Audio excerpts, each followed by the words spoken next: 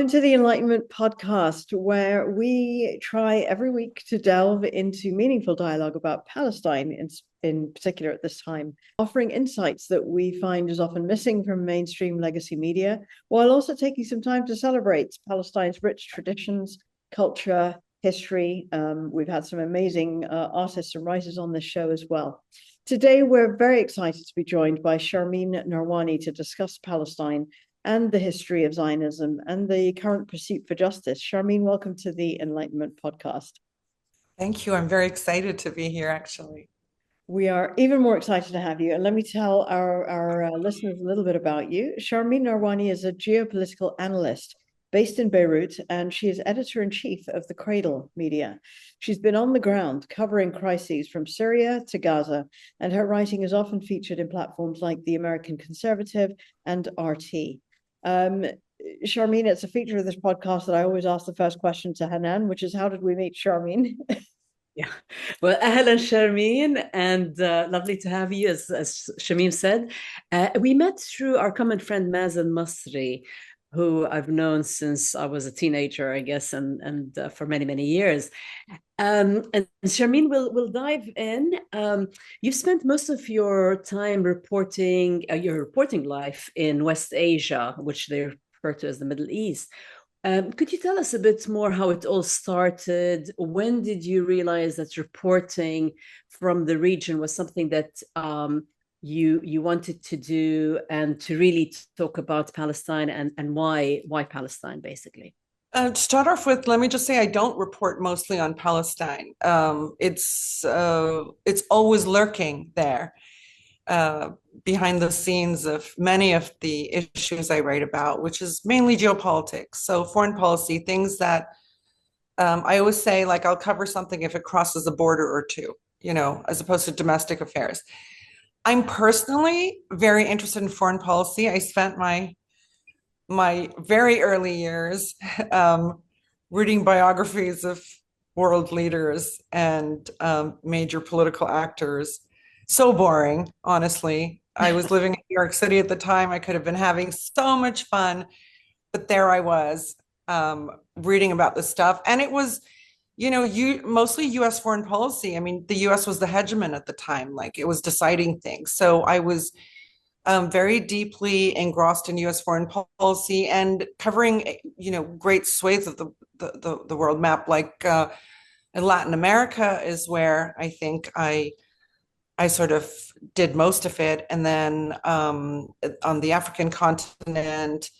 And then I took a course on the Arab-Israeli conflict taught by a very nice Jewish professor in New York. And I sort of went, what? I had always grown up with the notion that Israel was a place for dispossessed Jews, and they deserve a place after the calamity of the Holocaust, etc. Just growing up in very apolitical environment, like very apolitical, actually. And I think, nothing much was happening at the time. It wasn't like intifadas or anything like that, right? Before we sort of all got drawn in periodically, as we do get drawn into that conflict. But the injustice of it in this one lecture class just blew my mind. And it actually brought me back to this region, okay, where I do have some roots. And there was no other region I looked at thereafter. So in a way, I got back into my own region from Palestine. Palestine was the vehicle ultimately. And then, I expanded from there. But with that interest in Palestine, I went, when my parents allowed me at a certain age, they allowed me to take a tour. It was called Egypt and the Holy Land. And it was a 6-week tour. With like proper grown up everything. So my parents felt safe. And I remember getting there and having to deliver a check from someone I knew in Washington to their sister in Ramallah.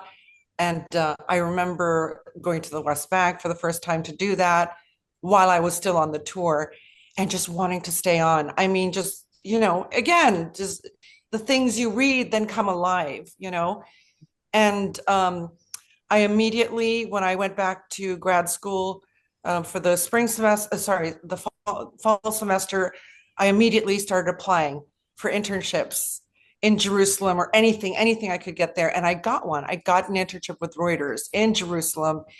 And I went there and it was full immersion. I am a very nosy, curious person. I just am by nature. Like if I go to someone's house, I'd rather flick through their photo albums than just, to know someone, And I think that's actually what made me turn to journalism, because there were many things that I didn't have a chance, things that I was seeing that I was not reading anywhere. And I really hate writing. I'm a writer, but I really hate the slog of it. And,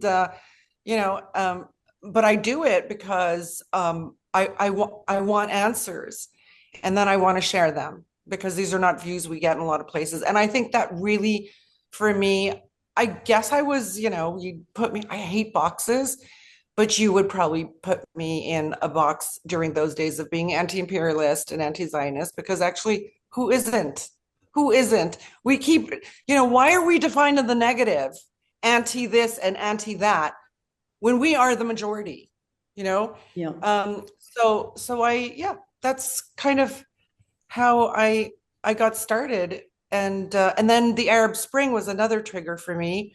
I left journalism for a long time. I went to telecommunications, something completely different. Came back in terms of interest when in 2008, 2009, when the year was turning and there was that awful war in Gaza.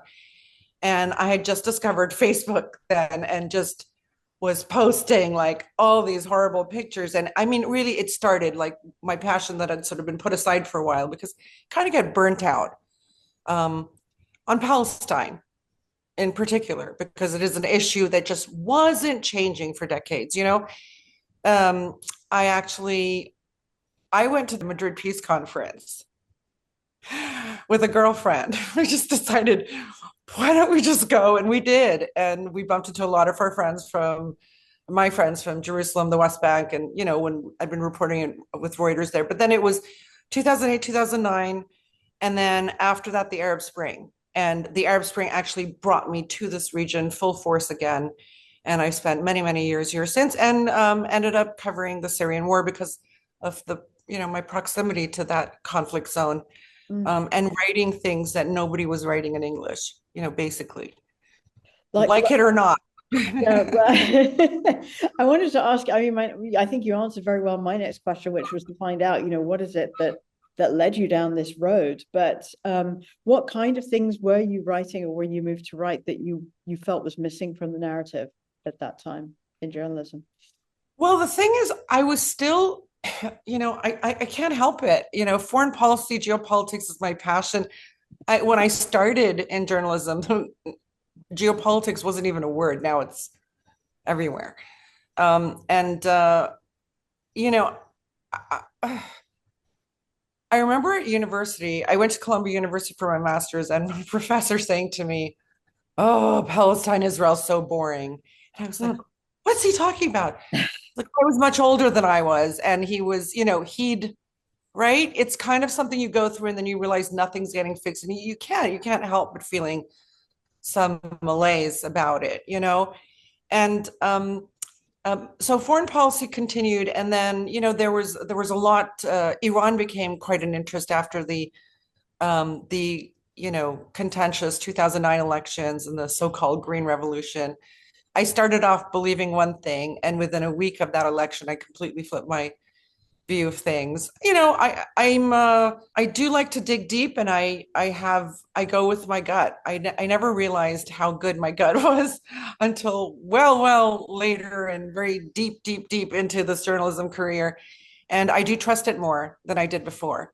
And sometimes I will write about themes that like nobody's discussing, because I'm like, I just have a gut feeling. I would never have done that before when I was younger. I never would have put myself out there, but I have done a couple of those things. So I think I did write a piece in my, after the Arab Spring called "Excuse Me, but Israel has no right to exist." And that piece did amazingly. I just used language. I wrote it like between 1 a.m. and 6 a.m. And I just, when your mind is like something else. And I just wrote whatever I wanted to. And, nowadays our vocabulary has been cracked open. We're saying genocide in relation to Israel. In 2012 or so, it wasn't the case. And so I'll send it to y'all afterwards. Maybe you like it. But I still was, by and large, doing geopolitics.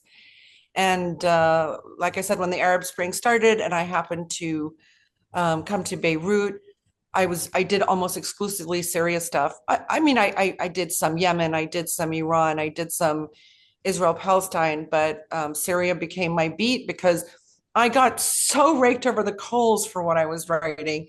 Mind you, I was writing from on the ground. Okay, I wasn't filing stories with bases, I guess, with sources and stuff like that, or just opinion. Yeah. Directly talking to Syrians and getting an entirely different impression than what was going on. And actually, during that time, I had my first experience with censorship. I'd been writing for the Huffington Post for 2.5 years. And when I started reporting from inside Syria, and this was within 9 months of AOL purchasing the Huffington Post, okay? Never bothered me before. AOL makes its purchase. When I start reporting from inside Syria, they not only refused to publish them, but about a year later, I noticed they had slowly disappeared my entire archive of work. Yeah, it's a war zone. Media, reporting information has become a war zone, and it's quite frightening. Well, that brings me to my next question to you, Sharmine. You've said that Western media gets things backwards, ignoring Gaza's resistance, for example, and spinning stories to serve power and mainstream Western power mainly. And at Subh Festival, you called out on how Western outlets refused to acknowledge Palestinian capabilities post October.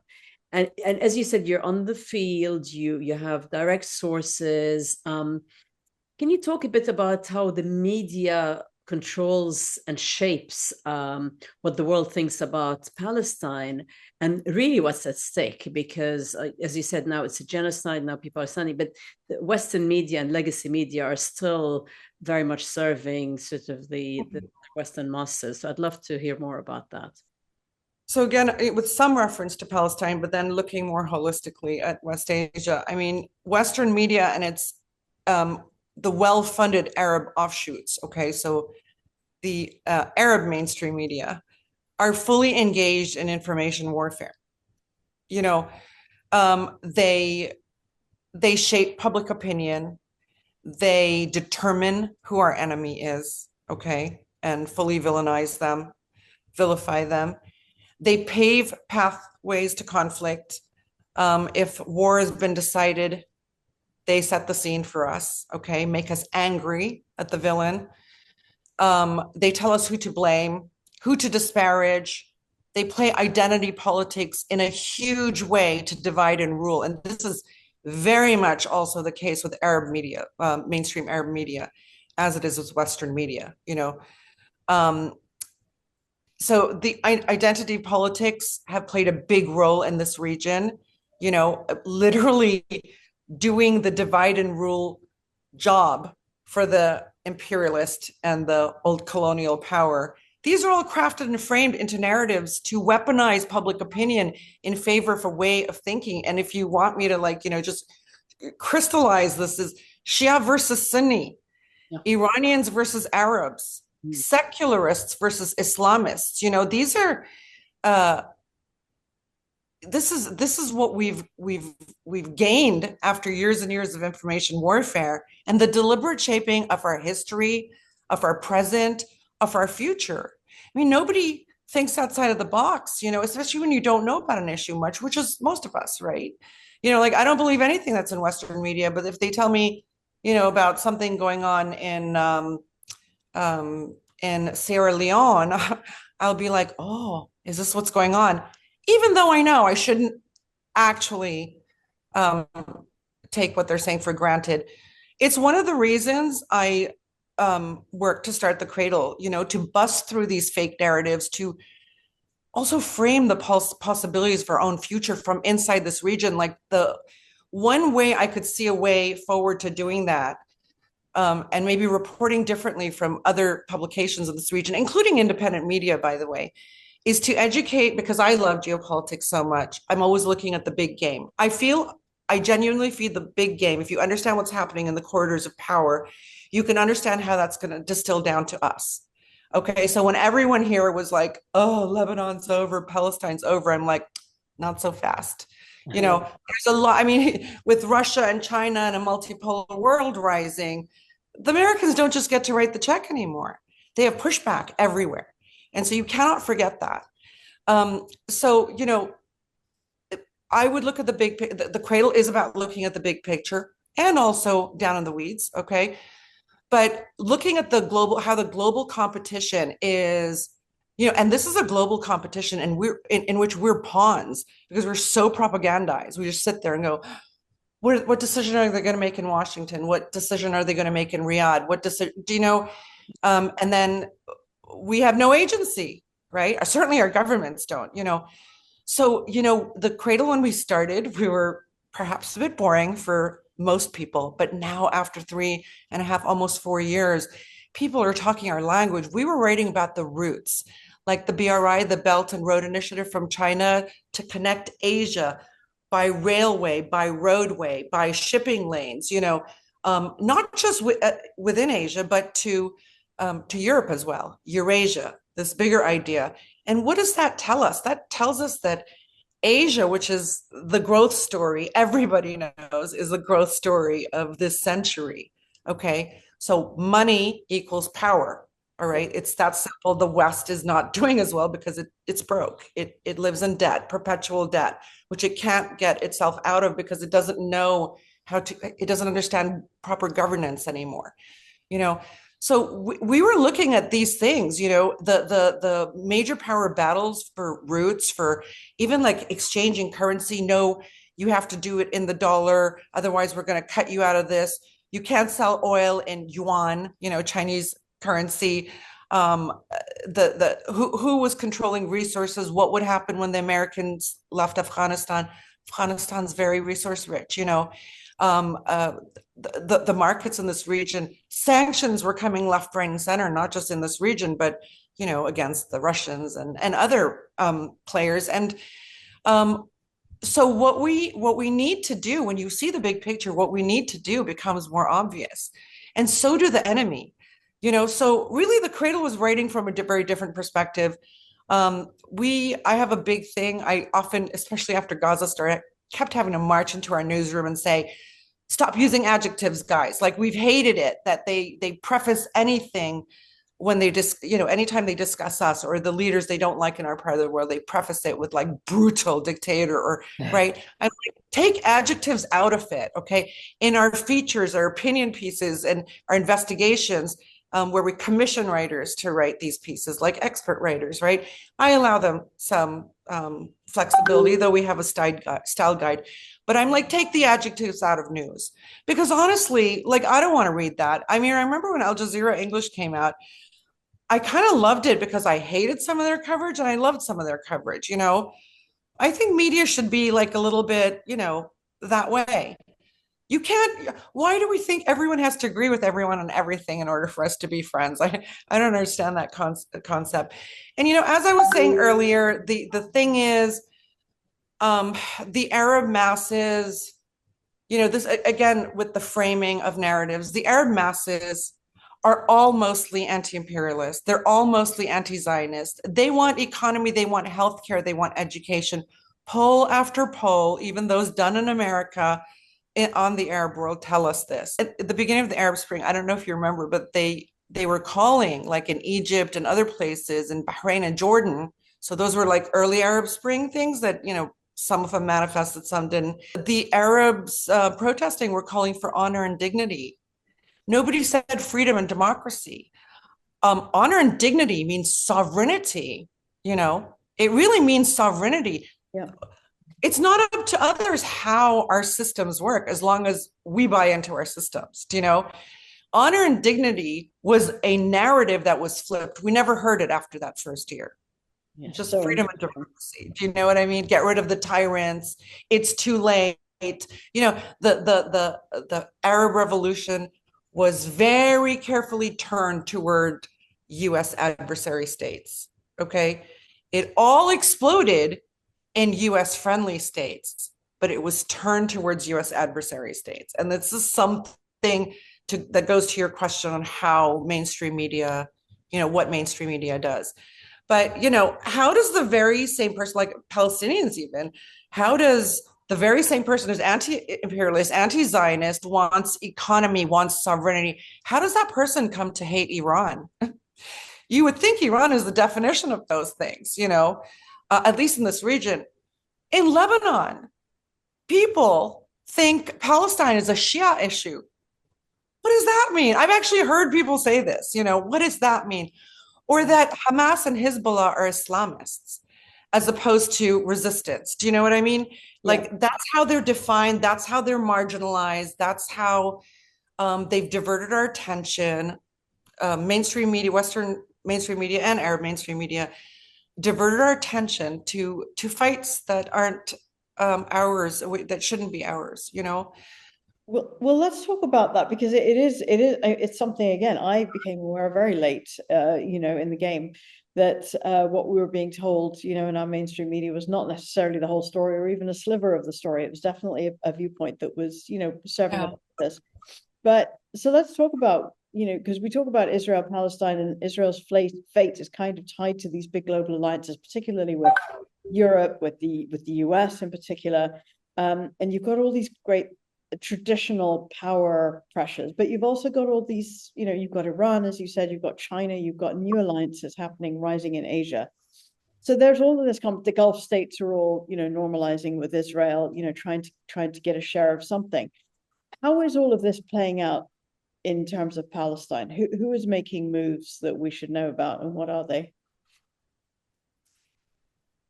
Everyone's making moves. And by the way, that's normal state behavior to serve your own interests. I do think the actor that's making the moves that will impact Israel-Palestine most today is actually Israel. And we can get to that later, how Israel is sinking its own ship. Interesting. You don't have to do anything except eat the popcorn to a certain extent. Wow. Okay. I'll explain why. So the U.S. bloc when the U.S. bloc makes the move, the resistance axis makes a counter move. It now has allies who are out of this conflict. Let's say the Russians and Chinese are out of this conflict, right? But they also increasingly, for instance, Iran is now a member of the three major, it's not just BRICS, but it's the Shanghai Cooperation Organization, it was a security organization with Russia and China leading a pack of, you know, the STANs, some of the Central Asian countries, Belarus, India, Pakistan. So really a big Asian security powerhouse, okay? Inviting Iran as the first West Asian partner, because any one of the 10 SCO members can veto any country. And Iran was vetoed for a long time. They brought Iran in because the time was right. They found Iran to be a dependable player, anti-imperialist, anti-Zionist, interested in economy, development, sovereignty, okay? So Iran gets pulled in, but Iran has also become a member of the Eurasia Economic Union. It's like a Russian thing, you know, to work with many of its former Soviet republics, et cetera, to do trade, to do business, to do development, and to have common policies, right? Iran is a member of these things. You know, there is agency on another side. So the unipolar world is pretty much over, meaning for every American action, there is a reaction now, right? You know, you threaten Taiwan, you threaten to use Ukraine, okay? You in Gaza, right? Hezbollah joined, Iran joined, Iraq joined, Yemen joined, multiple fronts, right? So for every unipolar action, there is a reaction now. So I think some of these get evened out, or they don't go anywhere. They become non-starters. But that's an endless fight that the region will, you know, I believe the region will eventually win. The things that we all espouse, but with great pain and loss. I've sometimes even advocated for wars, something hard and fast, after which we sit and discuss peace. Because, like, for instance, in Syria, the long, slow bloodletting of Syria was awful. I almost wish Obama had attacked in 2013 because there would have been a counter and then things could have been wrapped up. This was awful. And now we have an Al-Qaeda leader as the unelected president of Syria. Today, it's Israel that is making the moves that matter most. If you want Israel-Palestine to get to another place, because Oslo was just a dupe. We were all dupes, right? And if you want, Palestine has to come with a strong hand. Otherwise, it will never get anywhere, okay? Israel is giving us the strong hand. Yeah. It is its actions, its behaviors, its lies. You must notice in London, like, people who would not even engage with you before now are so highly educated and on the topic, right? Kids, right? Yeah. I remember with my nieces, about 5 years ago, 10 years ago, it was like LGBT and like liberal causes, right? And now Gaza all the way, all their friends, and they stopped talking to friends who are pro-Israel. And they're educating their elders who are sort of stuck in the old narratives, right? So, like, parents and grandparents are going on protests. We're seeing this. It's a very, very powerful movement. So today it's Israel that's, in my mind, the actor that's accelerating its destruction better than any other. It's very clear that it needs US money, US weapons, and US's international vetoes to keep it going. Without these things now, clearly, if it stopped now, Israel would fall apart. We know about the internal conflicts in Israel that are getting so bad. We just, on our podcast at The Cradle, a few weeks ago, we got to report that 3 former Israeli prime ministers, deep staters, okay, these are all people who are deep state, not like someone, like Jimmy Carter who came and left. These are people still fully engaged in the battle, or Israeli politics. 3 of them said, we're heading decisively into an Israeli civil war. One of them said, we're going to start seeing assassinations, Jews killing Jews. That's happening. There's not a lot of spotlight on that, but that's happening unbelievably. I think I'd like to, really sum up. It's something I repeat, ad nauseum on my podcast. So I will introduce the concept to y'all. It actually comes from a conversation I had with a Palestinian Jordanian, Adnan Abu Odeh, so many years ago. He's unfortunately passed away since. He was chief of the royal court for King Hussein. I think he was an ambassador. He's a very, very, very smart individual. Okay. And he'd been in all the rooms, the Camp Davids, the Wadi Araba, he'd been in all the rooms. And he said to me years ago, and this is so important, Israel has only 2 legs. One of these legs is its myths, its fairy tales, its narratives of perpetual victimhood. Oh, woe is us. Come here and let's build a garden out of the swamp. The unbelievable stuff that we all grew up with hearing, Second leg is very simple. Jews must move to Israel and live there permanently if Israel is to even exist. Okay? So now what has happened? There is no myth or fairy tale that anyone believes anymore. Israel's not a victim. Israel's a genocidal state. All the human rights groups have in the genocide come out and announced that Israel's an apartheid state. They're just always like a beat or 2 behind the rest of us, But we're seeing genocide cases at the ICC, ICJ, the lawsuits being filed around the world. So Israel's 2 legs, okay? It's no longer the victim. It is the perpetrator, okay?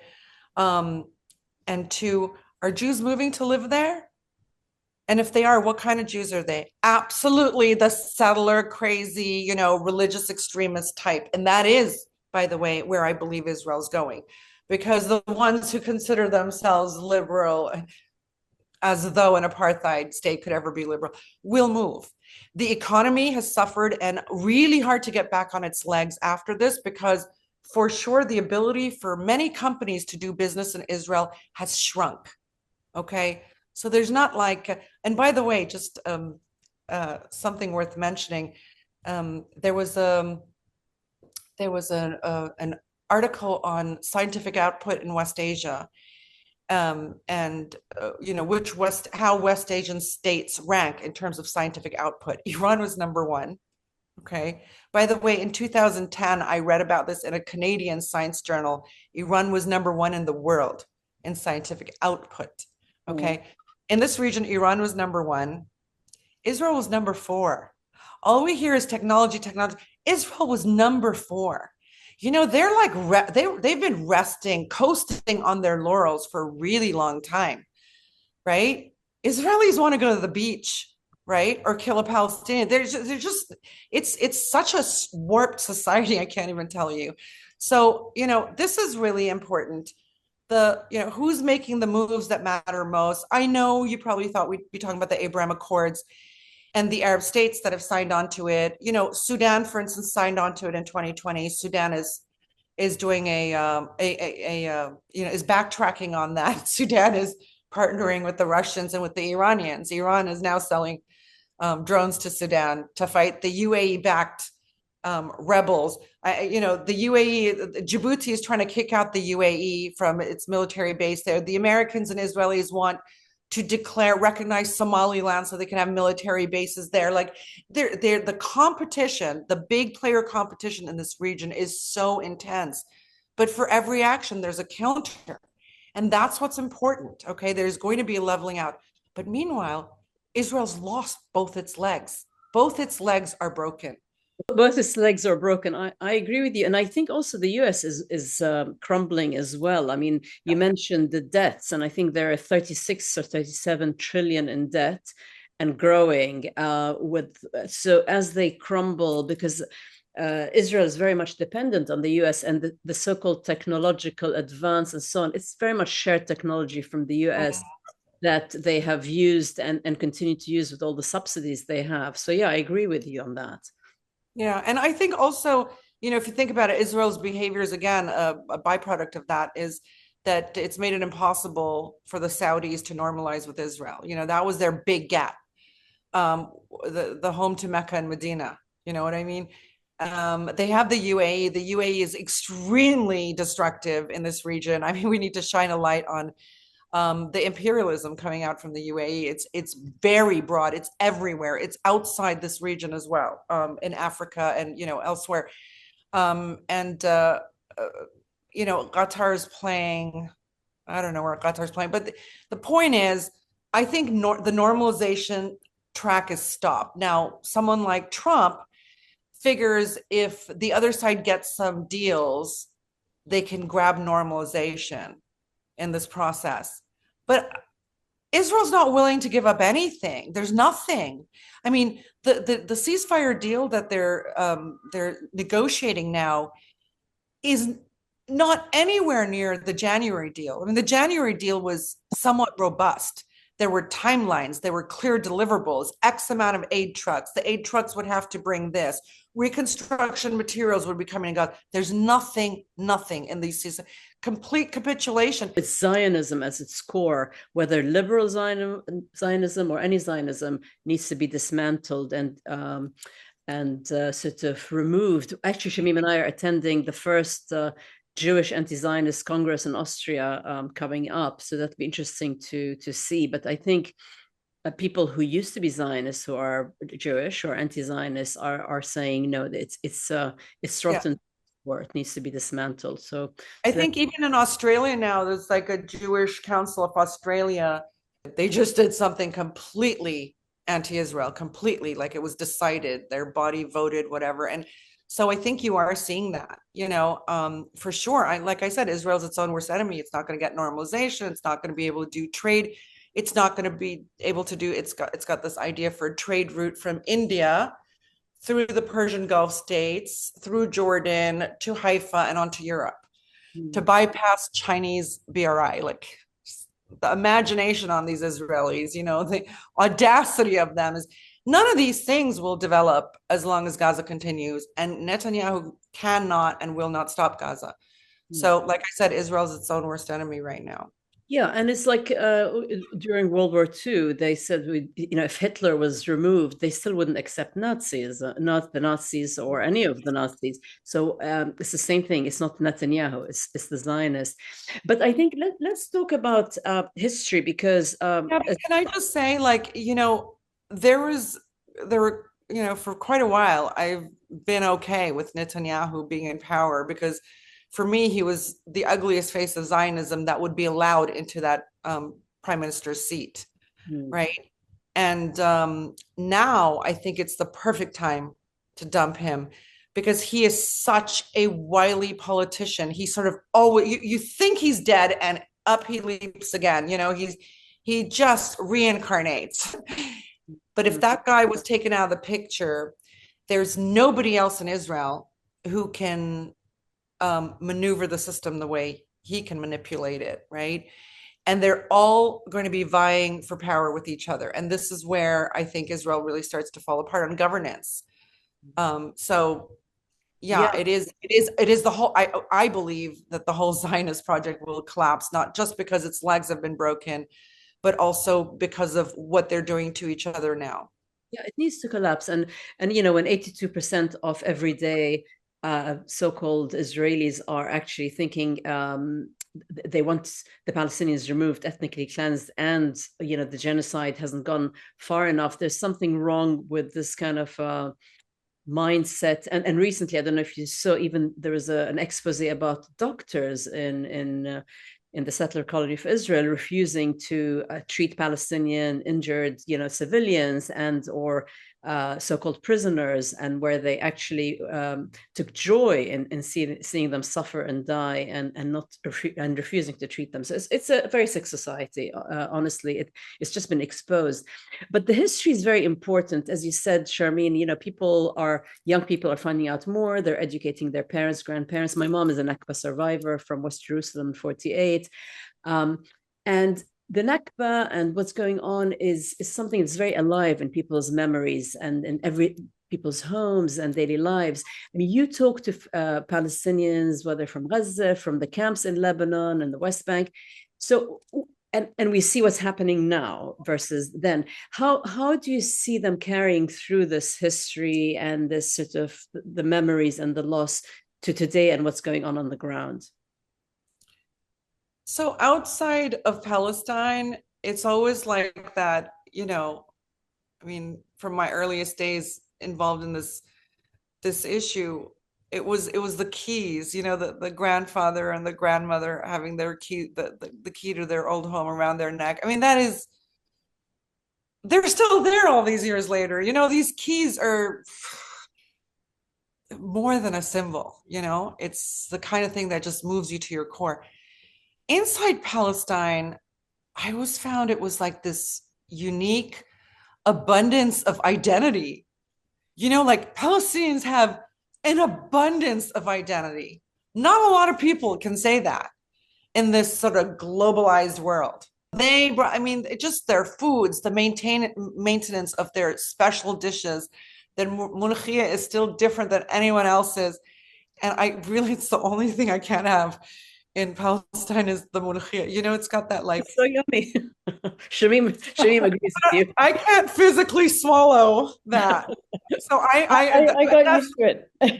You got used to it? I found it the hardest. But anyways, everything there is so preserved. I remember like young teenagers going to like a house, they'd made it kind of like a community center. When I was in the West Bank, like for that summer, they would go and practice Palestinian dabkas. They were like all like, secular or whatever, but there's not, Palestinians are the most, I don't even have the words for it. Like everything about the clothing, it's a people that have retained every drop of their culture. You know what I mean? Yeah. And I think Oslo sucked the soul out of them because they just all believed something was coming. Ramallah was built up. You have like these rooftop bars.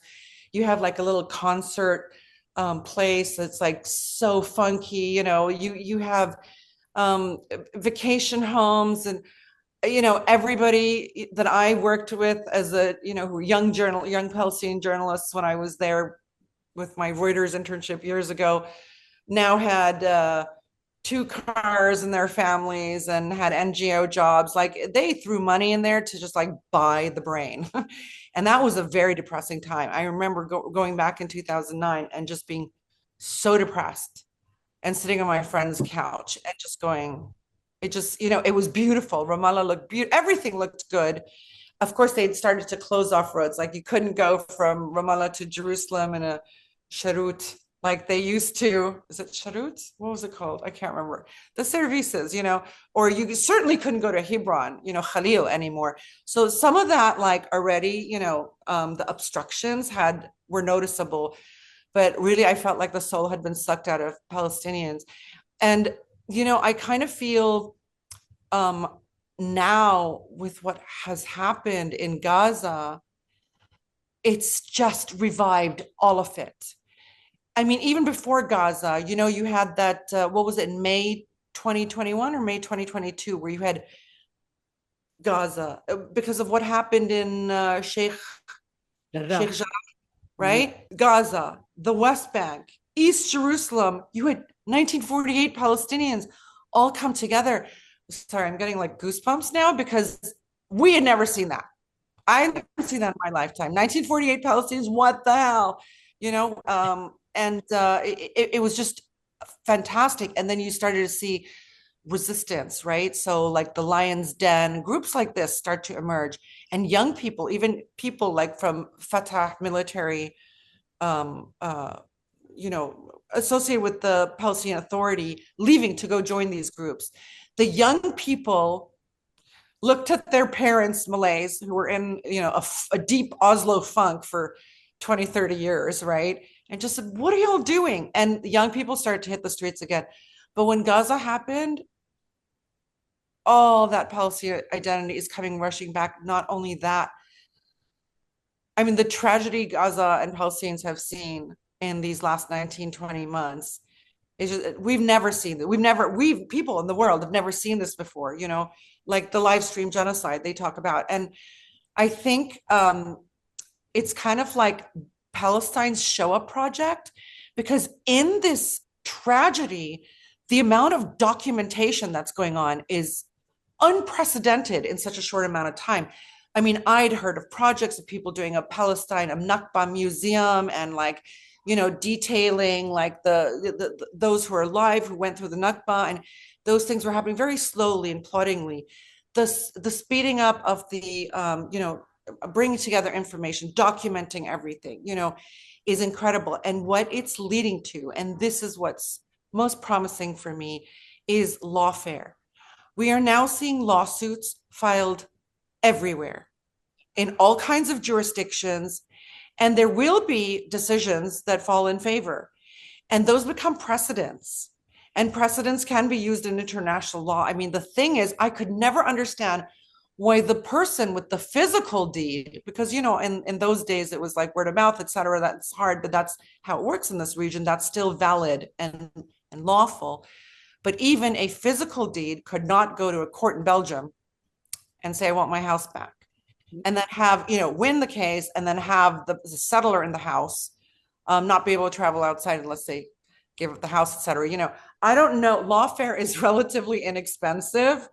It's an indispensable weapon that should have been going on for decades, but now it's happening. And we did an interview at the Cradle. We interviewed the gentleman who runs the Hind Rajab Foundation, who came out of nowhere and just he's filed 100 lawsuits, and he's going after like different kinds of cases. He's going after soldiers in many different countries, right, who are vacationing, in Thailand and Argentina, Brazil, whatever. He's just filed a case now, a French grandmother, like French friends, Jacqueline, which we covered at the Cradle. She's filing a lawsuit in France, okay, because her two grandchildren were killed in Gaza. They're dual nationals. Okay. They were told to move to a safe place. They went to the safe place and they were hit by two missiles to the kitchen, I think, in the living room. Okay. They died. And she's filing a lawsuit with the idea, see, if you establish jurisdiction, you can get so much done.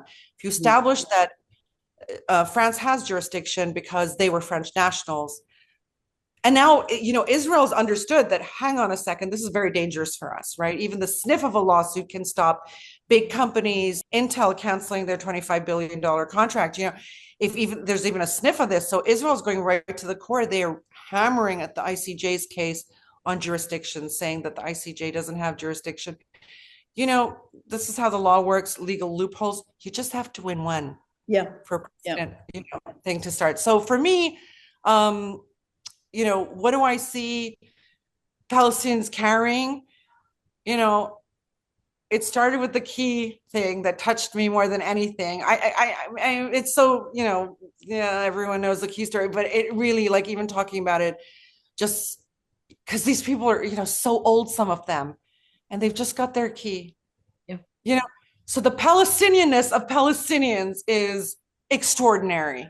And this, in Gaza, has taken it to the max. Yeah, I agree with you. I think that's a really good viewpoint, actually, to say how much it revived certainly a global awareness of Palestinian culture, let's say. But, it was interesting that you talk about the lawsuits that are going on because, so my family's Indian from South Africa. So in terms of, we've been watching Palestinians endure this apartheid. They have different rights if you're Palestinian than if you're Israeli. And it hasn't really moved the needle in any kind of way. People just let it go on. But now we're watching this, as you say, live streamed, packaged for Western consumption genocide.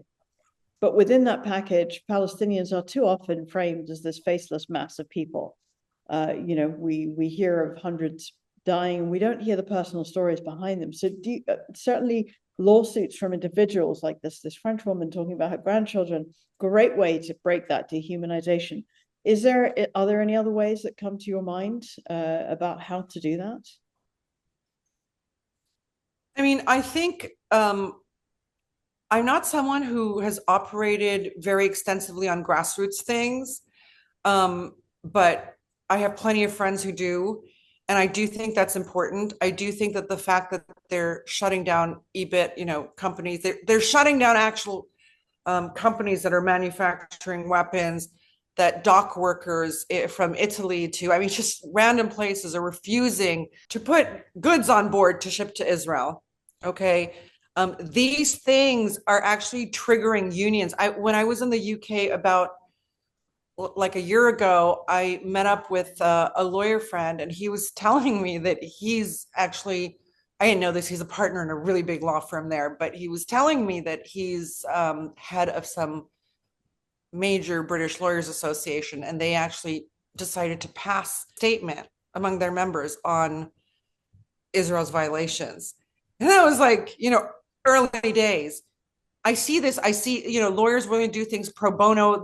From every industry, you have people who are outraged and are seeking their own unions and their own associations and organizations to do things. These things are very powerful. And the interesting thing is that they really haven't stopped. Demonstrations get bigger. People show up to these things, when you say Palestinians are faceless, like, this is an Israeli trick. So what they do is one of them being killed gets blanket media coverage, right? The name, the age, if they had a boyfriend, if they live with their parents, you know everything. With Palestinians, you don't. But look at what's happened. So Israel, the more it kills. So initially, the first few Palestinians, Israel started, killed at the onset of the war. We would get some details. It was like 5 people dead. Oh my God, that's horrible. And now it's like 93 people dead. Oh, right. And that's what Israel seeks to do. Do you remember the first hospital they hit? They set the scene through global media. There was a Hamas headquarters underneath this hospital. Yeah. Okay. They put diagrams on front pages of like stuff they know, about this hospital, all fake, because there was no Hamas tunnels. There was no Hamas headquarters. they really set the scene to be able to hit the hospital. After that, they just kept hitting hospitals. They know if you do they used to call Ronald Reagan the Teflon president, and kind of Trump is like that. He does so many things at the same time. There's nothing sticks, and that's Israel's goal. To be mad as a hatter, and who isn't intimidated to then challenge that mad hatter? You know what I mean? But funnily enough, they think that the more they kill, the more faceless and nameless Palestinians become. And I think that used to be the case. But, there's a reason David Ben-Gurion said we can only have short, hard, fast wars. We cannot afford, the state can now, in the future, never afford protracted wars. There's a reason for that, okay? Every single day we are seeing directly from the ground names and faces that have become unforgettable to people. So maybe it's not the same name we're repeating, but we each saw something that we'll never forget in our entire life. I can't tell you how many young people who are just apolitical, as this generation has, tended to be, are just, calling me up because I'm kind of like this West Asian mom figure now, because I cover all things politics, and just like, I can't believe they're doing. Yeah, I mean, I've just heard this throughout this conflict, and I just want to say that from Hind Rajab, who gets the foundation named after, there are images that people will never forget in their entire lives.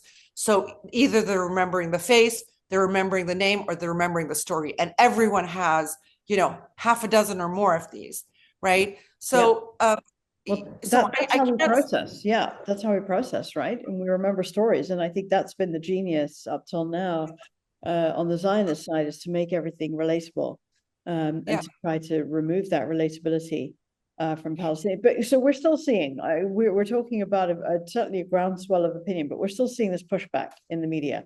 Like, if you want to say something, people are a little bit scared.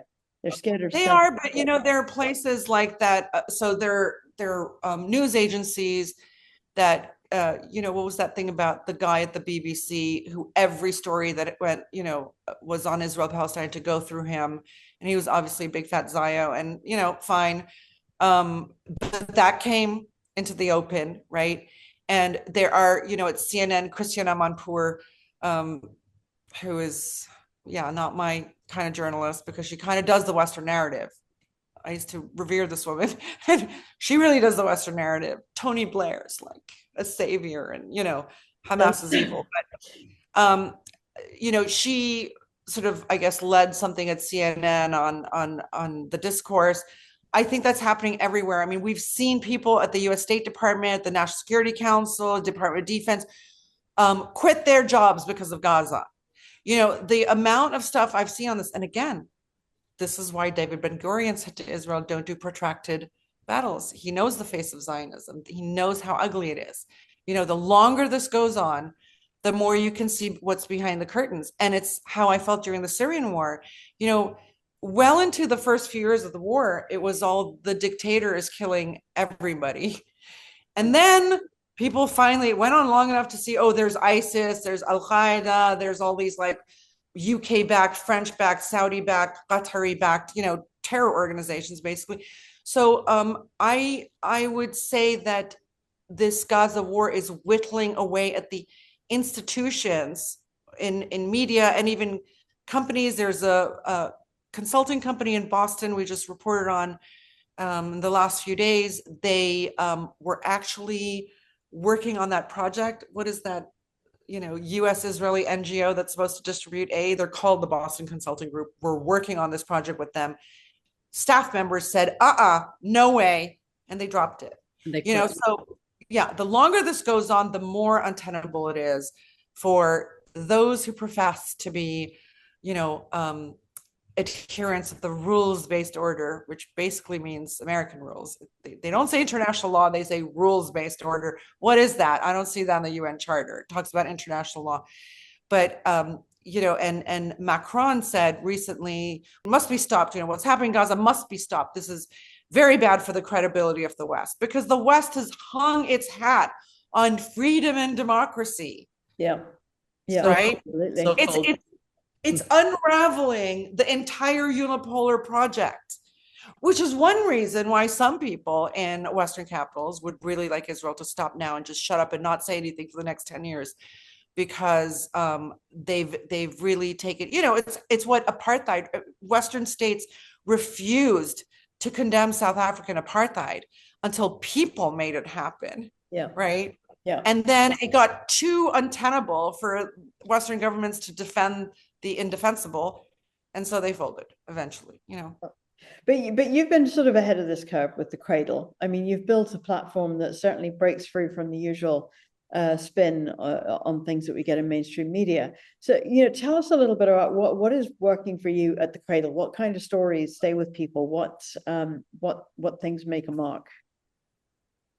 It's all over the place. Certainly, like every independent media outlet covering what was happening in Palestine, we got a huge bump in terms of readers and viewers during that period. And I've actually had to, don't hate on me, okay, but I've actually had to tell our staff to lessen the Palestine stories, because there's a certain amount of repetitiveness in these stories where you just plug in a new number every day. Do you know what I mean? Of dead. Nobody's reading those over and over again. You're having to find new angles, but Israel gives us plenty of angles, I have to say. We try to, we definitely shine a light anytime we see lawfare going on. We definitely shine a light on that. Okay. I think the one thing that would maybe differentiate our Palestine Gaza coverage and our October 7th coverage is we never shied away from discussing the axis of resistance as actual real actors in the region with agency that we're shifting views and situations of the region. Even the greatest, the stuff that I would read, Electronic Intifada, etc. Not to malign any of them. They're great, for what they do. They just shied away from anything that would mention Iran or Hezbollah or Hamas or Ansar Allah or any of these groups in a positive light, right? Because that's right. It's the divide and rule narrative, right? Those are Shia, those are Iran, those are Islamists, right? So everyone kind of stayed away from these kind of things, and we didn't, because we understood there's the reason the Americans are weakening here, or maybe why the Saudis have decided to get China to broker peace with Iran, is because the US has failed to do so. And the Saudis, after getting a beating in Yemen, basically for a lot of time and expending a lot of blood and treasure on that, decided that, okay, another way to do this is to make deals with Iran, watch each other carefully, build trust, what Iran's been espousing for a long time. So I forgot where I was going with this. Yeah, but just to add, thank God for the sort of the resistance and helping keeping Palestine going and trying to make a difference in this genocide when the so-called Western liberals and world order are supposed to prevent a genocide. Also Arab liberals. And Zionists, Arab Zionists, really. So you talk about Lebanon, and I know you're living in Beirut, but the Americans have the second largest, I think, embassy in the world in Lebanon. It's more like a base than anything. Yeah. But and please don't stop reporting on Palestine. I know it could get repetitive. No, we don't. But we try to do, like, we would report on like the lion's den, and we would report on what kind of weapons West Bank resistance were able to get. We were reporting that a lot of the weapons in the West Bank resistance, the underground groups, pre-October 7th, were coming from Israelis and Russian mafia there. We went full on into the axis, because if we're looking at geopolitics, can't just ignore one actor, the actor that's pushing back. And most of the independent media, which I consider good media, just didn't touch it. It was just, it was too far outside the narrative, so they wouldn't touch it. We not only touched it, we dug into it, but we did it responsibly, so nobody can criticize us. Do you know what I mean? We were doing actual reporting. The other thing the Cradle is doing that's different is the global power competition. Okay, You can't look at what's happening in the Levant without understanding that they needed to get rid of Russia's warm water base or naval base in Syria. You can't understand why the Americans will do anything to pull the UAE out of doing business with China, because they're worried that naturally China and the Persian Gulf states have much more in common. Like, they would suit each other. Now China has weapons. It can sell. We saw the India-Pakistan dogfight. The Chinese weapons fared better in that, right? There's no reason. Turkey went and bought Russia's air defense systems, right? The S-400s, and got basically, the Americans really punished them. So you cannot look at what's happening in this region without looking at the great power competition. And so I think that's the other thing the Cradle did differently. Not only looking at the side that nobody was reporting on, this region, who have great clout in this region in terms of public opinion, as well as political and military clout, right? And then we looked at the global power competition, because that impacts what's happening in local governance, as well as geopolitics of the region. No, I agree. And many people don't even acknowledge, because Palestine is a big part of the whole geopolitical sort of bigger picture with all that's happening. And not many people even look or take us Palestinians in the diaspora and what justice looks to us. We haven't voted for the PA or had a voice in things. So I think it's important to be inclusive all around. So what do you think would be a just solution on the ground? Because really what happens in Palestine affects the whole region as a whole, all the players, whether it's the autocratic regimes, the so-called liberal regimes, the resistance, and so on. So I'd love to know your thoughts on it, Sharmine. What was the question specifically? What's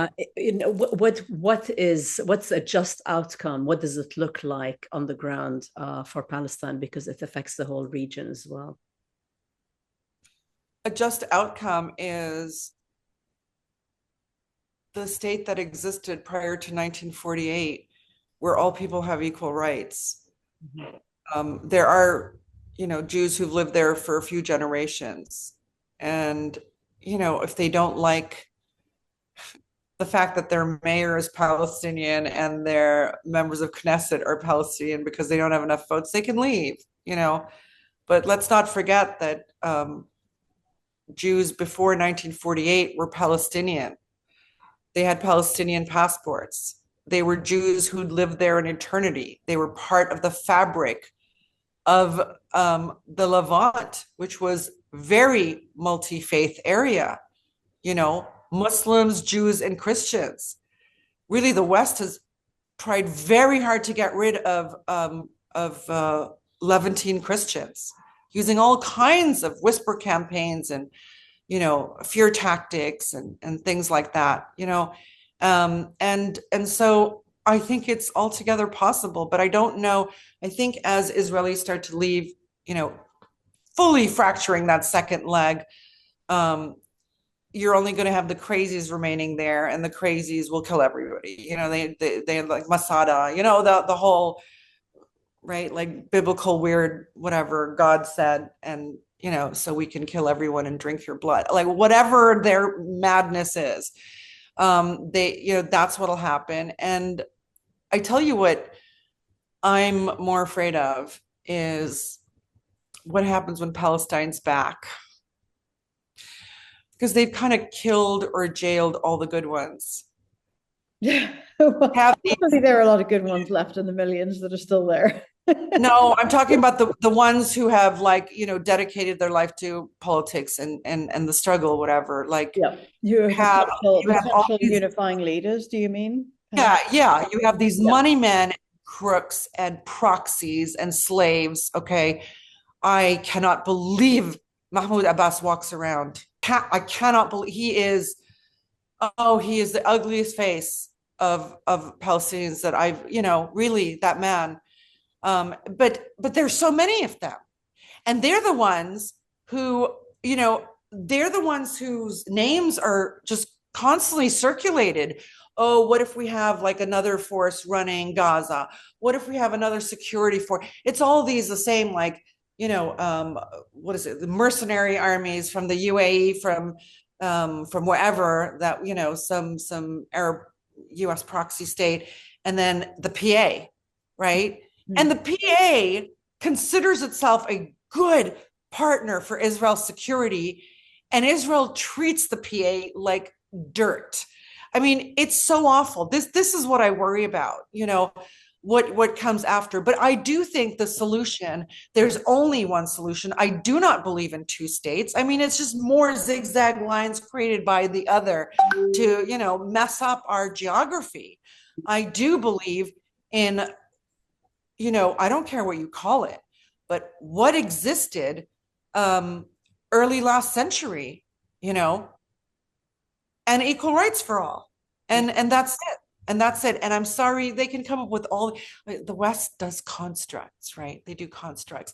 And they put a lot of, they have like these marketing teams, and they come up with like punchy terms so it sticks in your head. The Gaza Riviera, they cannot implement these things. I have argued for a long time that the West dominates the narratives, but we now in West Asia, in this region, control the ultimate outcome. And we have seen this in many theaters. They used to come in and just like, and Iraq would fall, and Afghanistan would fall. They can't do that anymore. Look how long it took with Syria, and even that was a surprise for them. They cannot make a crack in Iran. They can't beat Yemen. Even the Americans said, okay, we're done with Yemen. Israel, you deal with them. We control the outcomes. How much pain and suffering we have to go through before we get there is another issue, right? But we will control this outcome because all their marketing constructs in the world, for something to work, it has to have legs. It has to make sense. They just make these entirely artificial constructs and try to, impose it on our brains, and they don't work. The aid pier, remember the aid pier was like washed away 3 times. They're just the stupidest people alive, but they keep going because Western governance has become about like just kicking the can down the road, like their national debts. They just kick the can down the road. The other side of the world is actually trying to do what the Chinese call peaceful modernization or peaceful development. Okay, if you take your, if you drop the whole war thing and try to work out things, so diplomacy, lead with soft power, lead with trade, with manufacturing, cultural exchanges, that's the way we need to go. So the Americans, we always say empire is at its most dangerous when it's collapsing. Okay, they will throw everything at the world, even their own allies. Okay, in Europe, they'll cut them out. They will. Okay. They know that the EU project was basically because Europe had shrunk to nothing, or European country powers, and they needed a bigger, economic equivalent to the US. But that's not been a successful experiment. As the Americans decline, they will want others to decline along with them. It's just, they're clawing at relevance.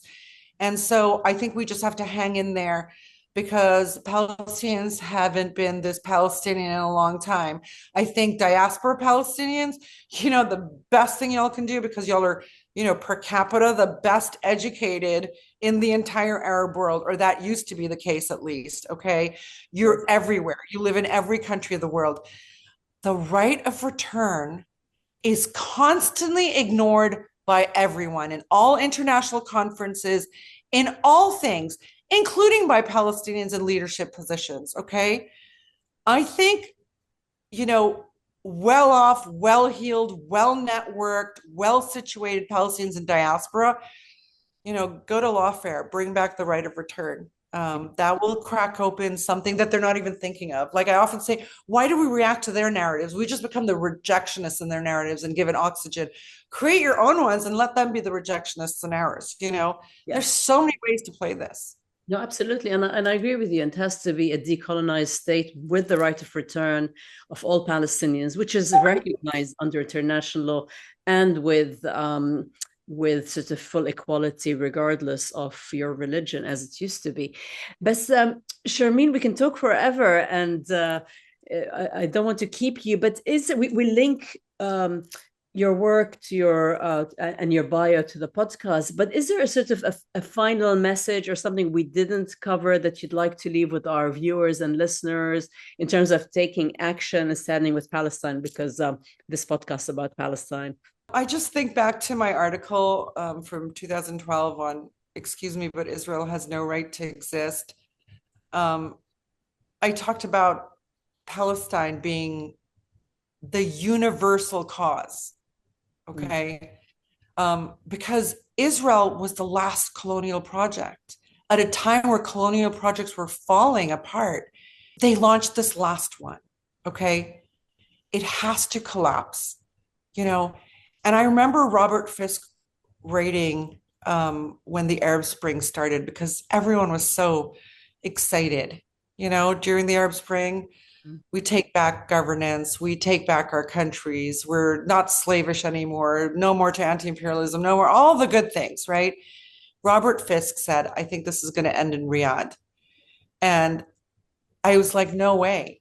This is going to end in Jerusalem, because it is where empire, okay, the Americans, Riyadh's just not that important to them anymore, except in context of a normalization deal with Israel. Because do you know the U.S. doesn't buy oil from Saudi Arabia, and given that the U.S. is a major producer and exporter now, it's just not the same thing. The geography matters because of proximity to Iran, the Persian Gulf, shipping routes. They don't want China to get in there. They want Iran to have hegemony, but their real proxy, their real like beating heart of an extension of U.S. foreign policy and Western imperialist policy in the region is Israel. It is literally the last tool they can use to obstruct, destroy, underdevelop us. And Gaza has galvanized everybody, and everybody has a way to do something. I mean, younger generation who are in school and stuff, they've obstructed global media. You don't need them anymore. Do you see these like 17-year-olds who know more than maybe we do about, because they just went and did a deep dive just since October 7th. The voices that are coming up now are upending empire. If Israel, the West is scared about there not being a ceasefire, but they don't want to push back too much on Netanyahu, but he will bring down all their projects. With Israel, the West will fall, because Israel was the right arm of the West. And I think nobody should think there's nothing they can do in this. Honestly, I don't know the last time anyone said, hey, Palestinians in diaspora, go file some lawsuits. Start that moving, because there's going to be an environment of lawfare, openness to this now.